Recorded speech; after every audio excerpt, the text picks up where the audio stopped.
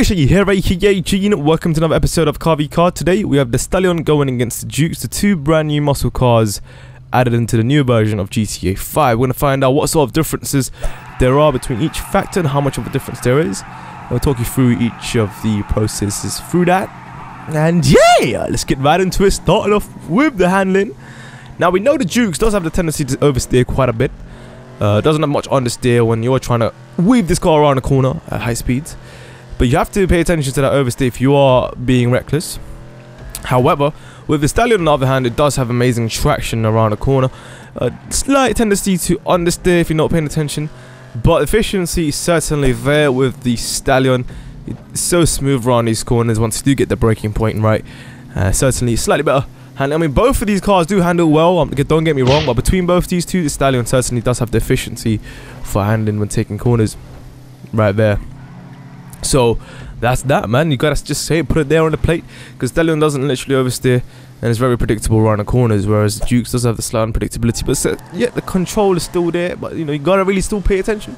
Now, the acceleration 4.15 for the Stallion. No, sorry, the Dukes in fact takes 4.15 from 0 to 60, but with the Stallion it's 4.23 seconds. So it's kind of blatantly obvious as to which one's got better acceleration there. But in this case, for top speed, you would also expect the Dukes to have that upper hand as well, performance-wise. Right off the bat, you notice that. But one thing we did get so far is that Stallion does have better handling. But unfortunately, not that great of acceleration or top speed against Dukes. So there's a huge difference there, actually. Torque-wise, interesting. The Stallion actually does produce more torque over the Duke. You see ever so slightly, Stallion is nudging the Duke. We did actually do this multiple times just to make sure it wasn't the surface that was actually doing this or causing this. It was in fact the sheer power from Stallion dominating the Duke in this case. And that is quite awesome.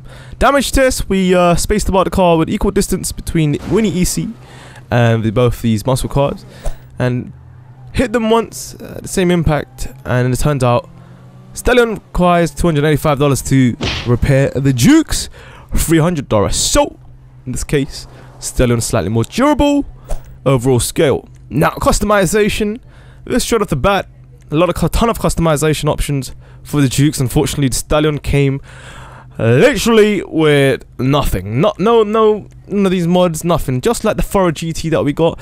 It does suck that the cars we get for DLCs without mods is a bit, not sure why they would do such a thing. At least give us mods for the DLC cars. So, yeah, that's unfortunate, really. But for lap time, in this case, if you put everything together, it would make sense as to the difference between these times. But the thing about the Stallion is that it's not one of the slowest muscle cars. It's actually in the mid-table. It actually does pretty well, so you can compete with this, with the cars within the mid-table. Also better than certain cars that we thought would be quicker than this. So that's the beauty of the Stallion. I mean, it's not necessarily the worst muscle, but it's still up there, it's viable. But when you comparing against the Dukes must certainly comfortably beat the Stallion. You can carry a lot of speed with the Dukes. I mean, same with the Stallion, but the performance is not on par with the Dukes.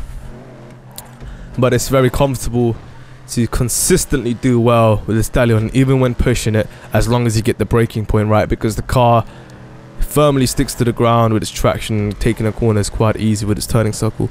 Not necessarily the greatest turning circle over the Dukes, but generally speaking, efficiency is there when taking a corner. Your comfortability is there, and you can guarantee yourself to carry that optimal speed every lap through every corner. That is the main differences between both these two vehicles. What do you guys think about the Stallion from the previous GTA 5? Are you guys surprised at the results, or do you guys think this is how you'd expect it to be? I personally feel like this is how I'd expect it to be, and it's perfectly fine between the two. I just hope that, you know, perhaps maybe they should have put modifications onto the Stallion, but then again, it would ruin the original look and the feel of it, which we had from the previous GTA. I don't know, that's something that you can talk about. That's completely down to your preference and opinions. So overall speaking, Dukes, no, not even surprising of that. It's kind of obvious that we would take it, to be honest. But yeah, there you guys have it. Let me know your thoughts about both these two cars. Are you guys satisfied with these two additions to GTA 5? I'll see you guys soon. Thanks for watching. Check your sign out. Good night, peace. Yeah!